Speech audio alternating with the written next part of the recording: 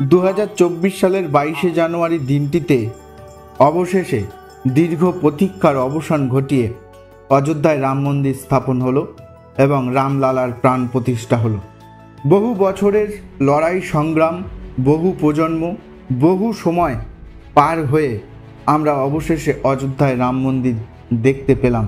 আমাদের জীবন দশায় এটি অত্যন্ত সৌভাগ্যজনক বিষয় যে রাম মন্দির নির্মাণের জন্য প্রায় 500 বছর ধরে বহু মানুষ, বহু সাধু সন্ন্যাসী সন্তরা অপেক্ষা করছিলেন, তা অবশেষে সম্ভব হলো।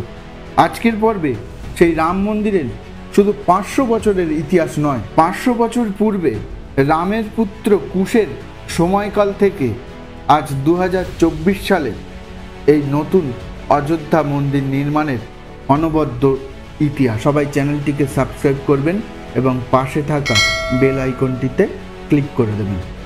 আমরা সকলেই জানি যে 1528 খ্রিস্টাব্দে মুঘল সম্রাট বাবর তার সেনাপতি মীর বাঁকি অযোধ্যায় রাম মন্দির ভেঙে দিয়ে এই বাবরি মসজিদ স্থাপন করেছিল।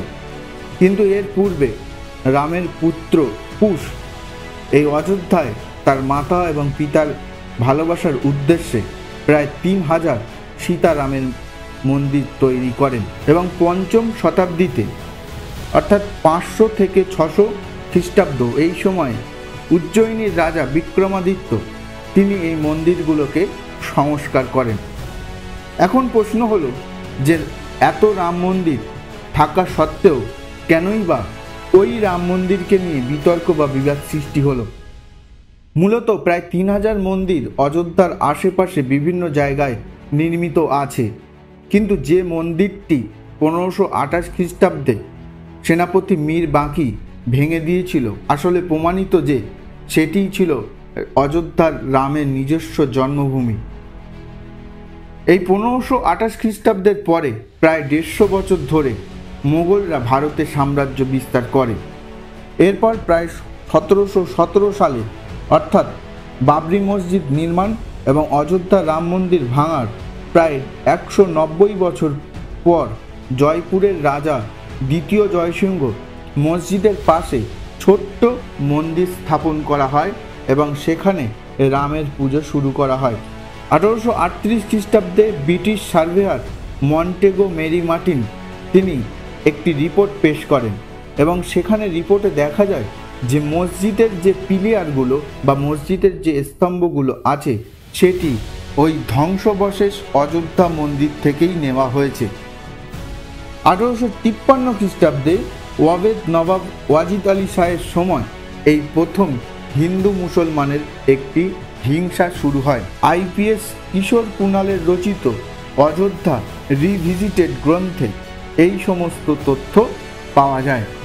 1855 সালে পুজো এবং নামাজ ওই বিতর্কিত জায়গায় একসাথে হয় এবং সময়ের সাথে সাথে আস্তে আস্তে ওই বাবরি মসজিদ এলাকায় হিন্দুদের প্রবেশ নিষেধ করা হয়। তাই অবশেষে মসজিদের প্রধান দরজা থেকে প্রায় 150 ফুট দূরে অস্থায়ীভাবে রামের মন্দির বা রাম চবুতার স্থাপন করা হয়। এরপর প্রথম আজ থেকে প্রায় 150 বছর পূর্বে 1885 সালে নির্ময়ী আখাড়ার মহন্তী রঘুপত দাস প্রথম আদালতে যায় মন্দির নির্মাণের জন্যে।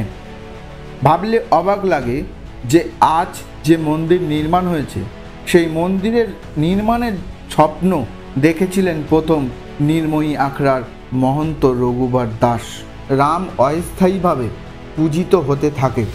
1934 সালের মার্চ মাসে প্রথম হিন্দু মুসলমান দাঙ্গা সৃষ্টি হয় এবং বাবরি মসজিদের দেওয়ালের কিছু অংশ ভেঙে পড়ে।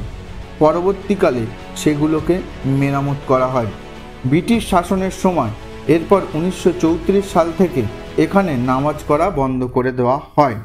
এরপর 1947 সালে ভারতবর্ষ স্বাধীনতা লাভ করে এবং মসজিদে শুক্রবার করে নামাজ পড়ার নিয়ম শুরু হয় এবং রাম চবুতারে অর্থাৎ অস্থায়ী রাম মন্দিরে মূর্তি পূজাও চলতে থাকে। সেই সময় কোনো রকম কংগ্রেস নেতৃত্ব বা সরকার এই রাম মন্দিরকে পুনর্নির্মাণের জন্য তারা এগিয়ে আসেনি। এরপর 23শে ডিসেম্বর 1949 সালে হঠাৎ করে এক অলৌকিক কর্মকাণ্ড সামনে আসে। অনেকে দাবি করেন যে একটি ঘণ্টার আওয়াজ এবং একটি মূর্তি ওখানে কোথা থেকে সামনে চলে আসে। হিন্দু পক্ষরা দাবি করে যে রাম স্বয়ং এখানে এসে উপস্থিত হয়েছেন এবং মুসলিম পক্ষরা দাবি করেন যে এটি হিন্দুদের কারসাজি ছিল। তৎকালীন প্রধানমন্ত্রী জওহরলাল নেহরু তড়িঘড়ি সেখানে পুজো বন্ধের নির্দেশ দেয় উত্তরপ্রদেশ অযোধ্যার ডিস্ট্রিক্ট ম্যাজিস্ট্রেট কে নায়ারকে। কিন্তু কে নায়ার প্রথমে রাজি হয়নি এবং অবশেষে তিনি ইস্তফা দিয়ে দেন। তিনি বলেন যে মন্দির এবং মসজিদ যেমনভাবে চলছে তেমনভাবেই চলুক, কিছুটা পার্টিশন দেওয়া হোক। অবশেষে প্রধানমন্ত্রী জওহরলাল নেহরু তা মেনে নেয় এবং পার্টিশন দিয়ে পুজো এবং নামাজ উভয়ই চলতে থাকে। এরপর 1950 সালে হিন্দু মহাসভার গোপাল সিং বিশারদ ফরজাবাদের জেলা আদালতে যায় এবং সেখানে হিন্দু মহাসভা এবং সুন্নি বোর্ডের মধ্যে প্রায় 35 বছর ধরে আইনি লড়াই চলতে থাকে। এরপর 1980 সালে ভারতীয় জনতা পার্টি, রাষ্ট্রীয় স্বয়ংসেবা সংঘ, বিশ্ব হিন্দু পরিষদ একত্রভাবে এই রাম মন্দিরের নির্মাণের জন্যে তারা সংঘবদ্ধ হয়ে বিভিন্ন সংগ্রাম শুরু করেন। 1984 সালে দিল্লির বিজ্ঞান ভবনের অনুষ্ঠানে একটি রথযাত্রা বের করা হয় রাম মন্দির নির্মাণের জন্য।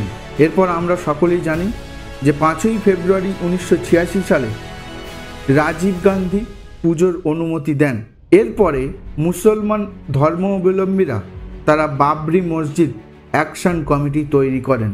এরপর সেই 1986 সালে সোমনাথ মন্দির থেকে অযোধ্যা মন্দিরের প্রায় 10,000 কিলোমিটার রথযাত্রা করেন লালকৃষ্ণ আডবাণী।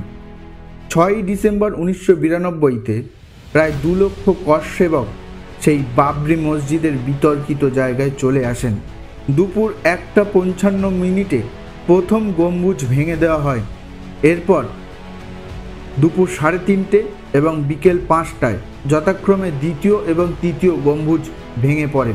এরপর ভারতবর্ষের ইতিহাসে ঘটে যায় এক করুণতম দিন। প্রায় 1000 জন মানুষের মৃত্যু ঘটে সেই অযোধ্যায় এবং 900-র বেশি মানুষ তারা সাম্প্রতিক দাঙ্গায় প্রাণ হারায় মুম্বাইতে। এরপর মামলা গড়ায় সুপ্রিম কোর্টে। আর্কিওলজিক্যাল সার্ভে অফ ইন্ডিয়ার দেওয়া গবেষণা রিপোর্টে প্রমাণিত হয় যে ওই বিতর্কিত জায়গাটি আসলে আগে হিন্দু মন্দির অর্থাৎ রামের মন্দির ছিল। আদালত রায় দেয় মোট যে জায়গা রাম জন্মভূমি ট্রাস্ট, নির্মোহী আখড়া এবং সুন্নি বোর্ড সকলেই ভাগ ভাগ করে পাবেন। এই রায়ে কোনো পক্ষেই খুশি হয়নি। অবশেষে 2011 সালে সুপ্রিম কোর্টে আবার মামলাটি শুরু হয় এবং দীর্ঘ 7-8 বছরের মামলার পরে 2019 সালের আগস্ট মাসে এই মামলার শেষ হয়। 9ই নভেম্বর 2019 সালে আদালতের রায়ে এই বিতর্কিত 70 একর জায়গা রাম মন্দির জন্মভূমি ট্রাস্ট কর্তৃপক্ষ পায়। অবশেষে 5ই ফেব্রুয়ারি 2020 সালে ট্রাস্ট গঠন করা হয় এবং মন্দির নির্মাণের কাজ শুরু করা হয়। 2024 সালের 22শে জানুয়ারি দিনটিতে অযোধ্যায় রাম মন্দির উদ্বোধন করা হয়। সবাই ভালো থাকবেন, সুস্থ থাকবেন এবং ভারত ডায়েরি ইউটিউব চ্যানেলটিকে সাবস্ক্রাইব